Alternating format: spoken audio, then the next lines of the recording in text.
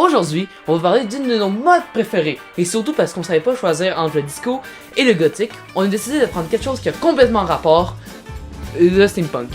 Mais alors, pourquoi le steampunk? Ben déjà parce qu'on voulait sortir du lot, et aussi parce que c'est bien. Moi, j'aime ça le steampunk. Premièrement, définition. Le steampunk est un mouvement culturel qui combine l'esthétique et la technologie du 19e siècle avec des éléments futuristes. On surnomme le steampunk comme du rétro-futur ou comme futur du punk. Le steampunk est d'abord un genre littéraire qui a été créé afin de différencier et parodier le cyberpunk, un autre genre littéraire avant de devenir un jeu décevant.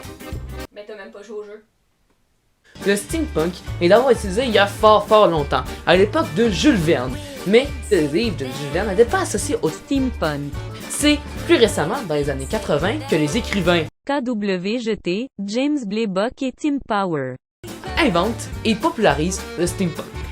C'est très récent et très vieux en même temps. Je veux dire, dans les années 80, mes parents ils étaient déjà nés, l'émission Joueurs du Grenier avait déjà commencé, Mister JD était encore actif et ma classe me connaissait pas et ils étaient heureux. Les récits steampunk se déroulent principalement à Londres ou à Paris. Et il y a plein de genres, il y a plein de films, de livres qui sont du steampunk et vous n'êtes même pas au courant. C'est le cas des deux films Sherlock Holmes. Vous savez, celui qui a un nom de gâteau comme méchant? Le film des Trois Mousquetaires de 2011, que je suis apparemment le seul à avoir passé un bon moment devant, et aussi la map Shadow of Evil sur Call of Duty Black Ops 3. Pour rester dans Call of Duty, il y a aussi le Ray Gun, qui est littéralement une arme du steampunk. Il y a quelque chose qui m'a impressionné. Il y a aussi de la musique steampunk qui existe. Et je sais pas trop comment la définir. Vous savez, là, c'est genre la musique que tu mets juste avant de faire un enchaînement de sketch. Oh oui, la dernière goutte à faire avec l'alcool, ouais! Comme ça, on prend pour un malade mental! Je suis extrêmement sain d'esprit!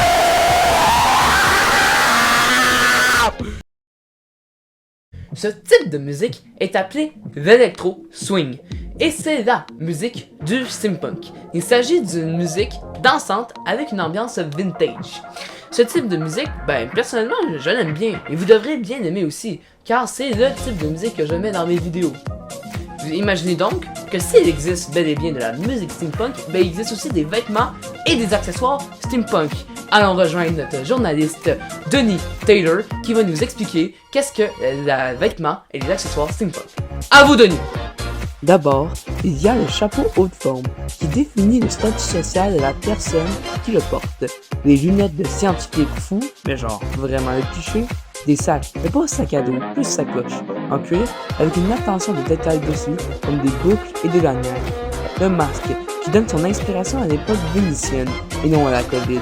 Un masque souvent utilisé comme masque à gaz, style les masques de la peste. Les fameuses montres à gousset, qui sont pas obligatoires dans un costume steampunk, mais tellement stylés. Des pendentifs et des boucles d'oreilles, allant comme thème les engrenages, les plumes, les clés, les manches. Mais ça existe pas les manches. Ouais, ben, moi je la trouve super belle! T'as un message à faire passer. Les couleurs du steampunk sont le noir, le brun, le orange-brun, l'or et une couleur qui peut ressembler à du cuivre oxydé. Mais donc, quelle est la définition de chaque couleur? Et bien c'est pour ça que je suis là. Le noir représente l'industrialisation et les machines qui sont au charbon. Le brun représente le bois, qui est un des matériaux les plus importants à la construction de véhicules du steampunk, comme les ballons dirigeables. L'orange-brun représente le cuivre, un des métals les plus utilisés dans tout ce qui est engrenage.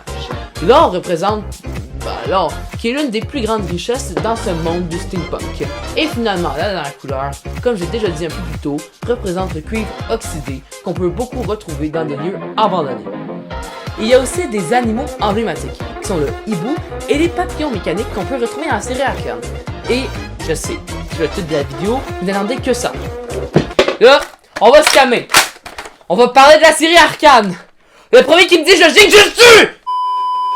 Arcane commence sur un groupe de voleurs qui sont sur les toits de la Haute-Ville. Ce groupe est constitué de Vi, le chef du groupe, la recrue Powder, le petit ingénieur Clagord et du petit FDP Milo. Il s'agit d'un groupe d'apprentis voleurs qui vivent dans la basse ville. Le groupe va réaliser un cambriolage chez un inconnu de la haute ville.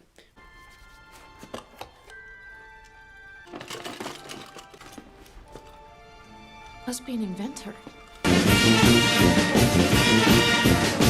No shit, Sherlock! Allez voir la vidéo de Sherlock Holmes. Arrête de faire ta pub, on n'est pas ici pour ça. Mais vous êtes sur les toilettes, monsieur! Oui.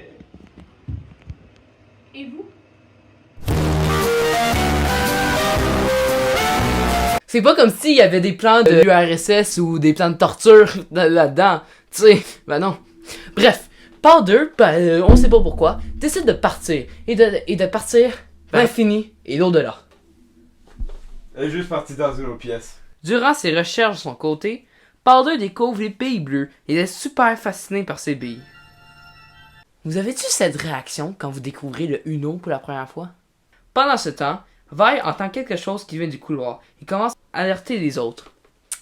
Mais, juste une seconde. Vous êtes en train de cambrioler un immeuble dans lequel il y a d'autres résidents. Mais pourquoi vous paniquez?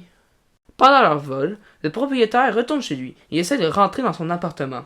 Et comme il est pas con, quand il arrive pas à rentrer et à ouvrir, il demande s'il y a quelqu'un à l'intérieur. Tu sais, comme si quelqu'un allait ouvrir la porte en lui disant « Oui, bonjour, monsieur. Le plan de Vi d'être le plus discret possible, elle peut se la mettre dans le... Ouais. La police arrive sur le terrain pour arrêter les voleurs. La police, qui s'appelle d'ailleurs dans ce monde les pacifieurs. Mais pourquoi pacifieurs? Je veux dire, ils sont pas pacifiques, ils viennent pas de l'océan Pacifique. On peut pas dire qu'ils sont si fiers que ça, parce que fier n'est pas un adjectif comparé à... Ensuite, c'est le début de la course-poursuite. Course-poursuite qui se termine dans les égouts. Vous sentez cette odeur là de... J'ai pas d'idée, je travaille pas. Bon, c'est correct, mauvais! Non, mais c'est pas bizarre vers toi. Non, mais sérieusement, des égouts? Je veux dire, Joueur du Grenier a dit plein de fois, on ne fait pas de niveau dans les égouts. Ce n'est pas la première fois apparemment, car Milo se permet de chialer. Chialage qui arrive évidemment au meilleur moment. Could fill a damn library with all the things you didn't do. Guys, we just emptied a Piltover penthouse right under the enforcers' noses. So, if you're done beating yourselves up, let's get this home. Une fois dans les égouts, ils sont sains et saufs. Enfin, je sais pas qui est sain et sauf dans les égouts, mais bon, continuons. Un groupe de voyous, voulant profiter de leur butin, les arrête et leur demande le butin. Ce qui ne plaît pas du tout à Vi, et qui frappe le leader. Mais tu veux pas te battre contre Vi, parce qu'elle est... John C! J'allais dire puissante, mais ça marche aussi. Pendant ce temps, Powder est assise avec le butin, tétanisée. Le problème, c'est qu'un des gars la voit. Elle doit donc courir jusqu'à trouver une solution. Après avoir traversé une grosse partie de la ville en 3 minutes, elle arrive près du bord, où se cache un bâtiment. Évidemment, le mec l'a perdu de vue, et au moment où il décide de partir, Powder fait tomber une planche. Powder va devoir se battre contre ce voyou. Que va-t-elle faire? Réponse A. Elle affronte le danger dans un 1v1 classique. Réponse B. Elle va rien faire, et son groupe va la sauver. Réponse C. Elle va négocier avec le voyou pour ne pas se faire tuer. Ou la réponse D. Elle va se téléporter comme 90% des films. Et la réponse est...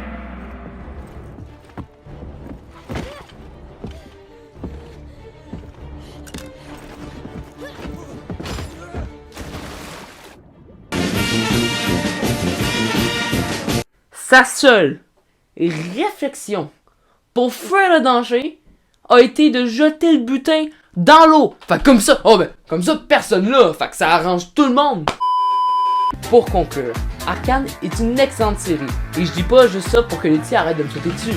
C'est très bien rythmé, c'est très bien animé, c'est très bien scénarisé, même si j'avoue, ça m'a pris du temps à cacher que les personnages dans la série c'était les mêmes personnages que dans le jeu. Mais Arcane c'est quand même une excellente série.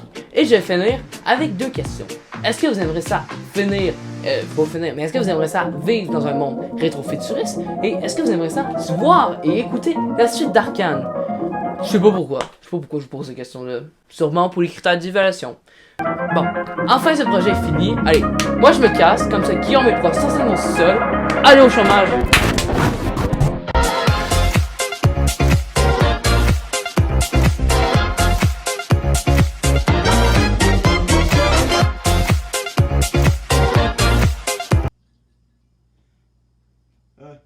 Je suis où? À l'aide! À l'aide! Ah là, tu fermes ta gueule, mon tabarnak, là! Tu vas me dire que tu l'avais où, là?